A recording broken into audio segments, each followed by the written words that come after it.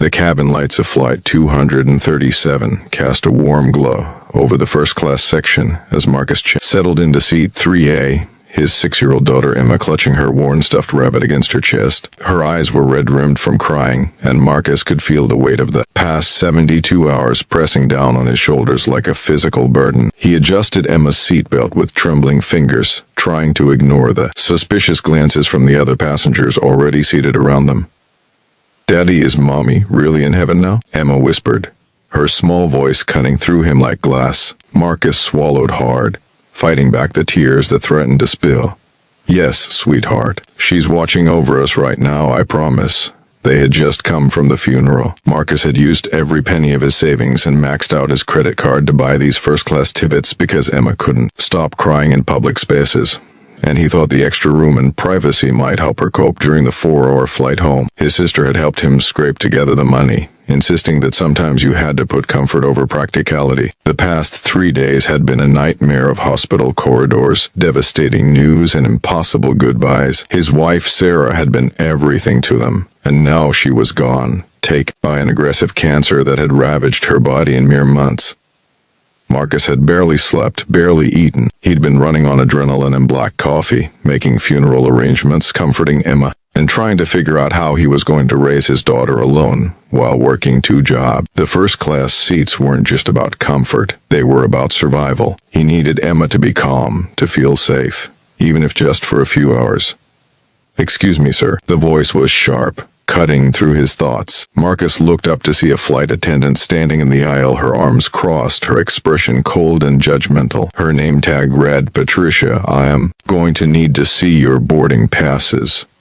Of course, Marcus fumbled in his jacket pocket, his hand still shaking, and pulled out the crumpled tickets. He handed them to Patricia, noticing how her lip curled slightly as she examined them. She studied the passes for what felt like an eternity, her eyes darting between the tickets and Marcus's worn jeans and faded jacket. Emma was dressed in her funeral clothes, a simple black dress that Sarah's mother had bought her, already wrinkled from the long day. They didn't look like typical first-class passengers, and Marcus could see the calculation happening behind Patricia's eyes. "Sir, these tickets were purchased less than 24 hours ago at a highly discounted rate," Patricia said loudly, her voice carrying through the cabin. Several other passengers turned to watch. "We've had issues with fraudulent bookings, and I'm going to need you and your daughter to move to economy." Marcus felt his face flush hot with humiliation. "I can assure you, those tickets are legitimate. I purchased them through your airline's website. You can check your system. The system shows they were flagged for verification," Patricia insisted, her voice growing louder. "And quite frankly, you don't meet the standard we expect for first-class passengers. I'm going to have to ask you to gather your belongings and relocate to the back of the plane immediately." The words hit Marcus like a punch to the gut. Around them, passengers whispered and stared. An older woman in seat 2 billions clutched her purse tighter. A businessman in an expensive suit shook his head disapprovingly. Emma began to cry, sensing the tension, her small body shaking with sobs. "Please," Marcus said quietly, his voice cracking. "My daughter just lost her mother. We buried her this morning. I just need to get my little girl home. The tickets are legitimate, I swear to you." Patricia's expression didn't soften. "Sir, I don't appreciate the emotional manipulation. If you don't move voluntarily, I'll have to call security to remove you from this flight." Something inside Marcus broke. After everything he'd been through, after watching his wife die, after holding his daughter through her screams of grief, the stranger was treating him like a criminal. Like he was less than human because his clothes were shabby and he looked exhausted. Tears began streaming down his face, and he didn't bother to wipe them away. "We just buried her mother," he repeated, his voice barely above a whisper. "Please, have some compassion." Emma was sobbing now, her cries filling the cabin. "Daddy, I want Mommy, I want Mommy." Marcus pulled Emma close, holding her as she wailed, and for a moment he considered just giving up, moving to the back, accepting this final humiliation. But then something else happened. "Wait," the voice came from behind them. An elderly man stood up from seat 4C, his face grave. "Young lady, I suggest you verify those tickets properly before you continue this disgraceful display." "Sir, please take your seat," Patricia snapped. "I will not." The man pulled out his phone. "I'm on the airline's board of directors and I'm watching you humiliate a grieving family based on nothing but your own prejudices. Check the tickets." Patricia's face went pale. She pulled out her tablet with shaking hands and scanned the boarding passes again, this time actually checking the system properly. Marcus watched her expression change from indignant certainty to horror as the screen confirmed what he'd been saying all along. The tickets were legitimate, fully paid for, with no flags or issues whatsoever. I apologize," Patricia stammered, but the elderly man wasn't finished. "Call your supervisor now," he commanded. Within minutes, a supervisor appeared, and Patricia had to explain the situation. As the supervisor listened, her expression grew increasingly angry. Other flight attendants gathered, and slowly the full picture emerged.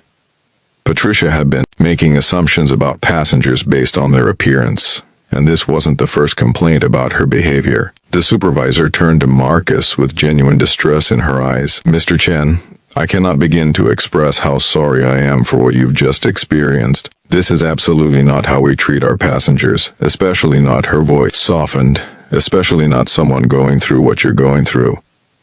Marcus couldn't speak. He just nodded, holding Emma close. And then, to everyone's shock, Patricia dropped to her knees in the aisle beside Marcus's seat, tears streaming down her face. "I'm so sorry," she choked out. "I have no excuse. I was wrong, so terribly wrong. I let my own judgments blind me to your humanity, to your pain." She looked at Emma, who had stopped crying and was staring at her with wide, confused eyes. "I'm sorry to you too, sweetheart. I'm sorry for making a hard day even harder." The cabin had gone completely silent. Even the boarding process had stopped, with passengers standing in the aisle watching this unfold. Patricia looked back up at Marcus, her makeup running. "My sister died 2 years ago, and I wasn't there for her. I was too busy, too caught up in my own life, and she died alone. I've been angry ever since, and I think I've been taking it out on people without even realizing it. But that's no excuse for what I just did to you and your daughter. You deserved compassion, and I gave you cruelty." Marcus felt something shift in his chest. He was still hurt, still humiliated, but he recognized something in Patricia's eyes that he'd seen in his own mirror for months, grief that had curdled into something toxic, pain that had nowhere to go. "I forgive you," he heard himself say, and he meant it. Patricia's sob was audible throughout the cabin. The supervisor helped her to her feet and quietly told her she'd need to leave the flight. As Patricia walked toward the exit, she paused and turned back to Marcus one more time. "Your wife would be proud of the father you are," she said simply, and then she was gone. The supervisor upgraded Marcus and Emma to the premium first-class seats with lie-flat beds, refused to let them pay for any food or drinks during the flight, and personally ensured they had everything they needed. But more than that, something remarkable happened among the other passengers. The woman in 2 billions who had clutched her purse earlier came over during the flight with a handwritten note and a $100 bill, apologizing for her judgmental thoughts. The businessman brought Emma a coloring book and crayons from his own daughter's bag that he'd been bringing home. The elderly board member, whose name was Howard, spent an hour talking to Marcus, sharing his own story of loss and survival. By the time the plane landed, Emma had fallen asleep in the lie-flat bed, her stuffed rabbit tucked under her chin,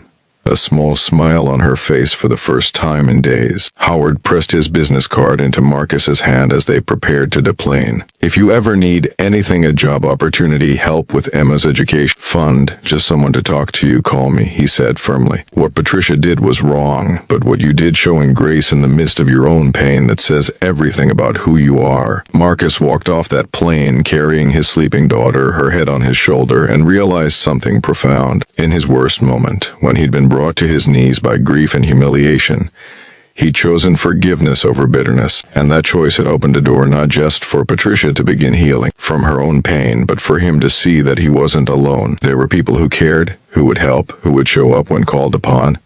3 months later, Marcus received a letter. It was from Patricia, who had been suspended after the incident but had used that time to seek therapy and confront her own grief. She'd started volunteering at a grief counseling center for children who'd lost parents. She thanked Marcus again for his forgiveness and told him that his grace had literally changed her life. Enclosed was a check for $5,000, her savings, with a note that said simply, "For Emma's future." Marcus framed that letter and hung it in their small apartment, not because of the money, though that helped more than Patricia could. No, but because it reminded him of something Sarah had always said, that everyone is fighting a battle you know nothing about, and sometimes the most powerful thing you can do is choose kindness anyway. Emma still cried for her mother. Marcus still struggled with grief that sometimes threatened to swallow him whole. But he kept going, kept showing up, kept choosing to see the humanity in people even when they couldn't see it in themselves. He used Howard's connections to get a better job with health insurance and reasonable hours. He joined a support group for single parents. He built a life that Sarah would have been proud of. And on the hard days, when everything felt like too much, Marcus would remember that flight. Remember Patricia on her knees. Remember the community of strangers who became allies. He'd remember that even in our darkest moments, we have a choice about who we'll be and how we'll treat others. That our pain doesn't have to become someone else's burden. And that sometimes the person who wronged us needs our forgiveness even more than we need to give it. Years later, Emma would ask him about that day, about the flight attendant who cried and why her daddy forgave her. And Marcus would tell her the truth, that hurt people, but healed people heal people. And we all get to choose which one we'll be. That grace isn't about pretending harm didn't happen, but about refusing to let that harm define us or diminish our capacity for compassion. That sometimes the strongest thing we can do is remain soft in a world that wants to make us hard. The story of Flight 237 became family legend, but more than that, it became a compass, a reminder that even when life brings us to our knees with grief, even when others fail us in our most vulnerable moments, we can choose to rise with dignity, to extend grace, and to believe that better days are possible. Because they are. They always are.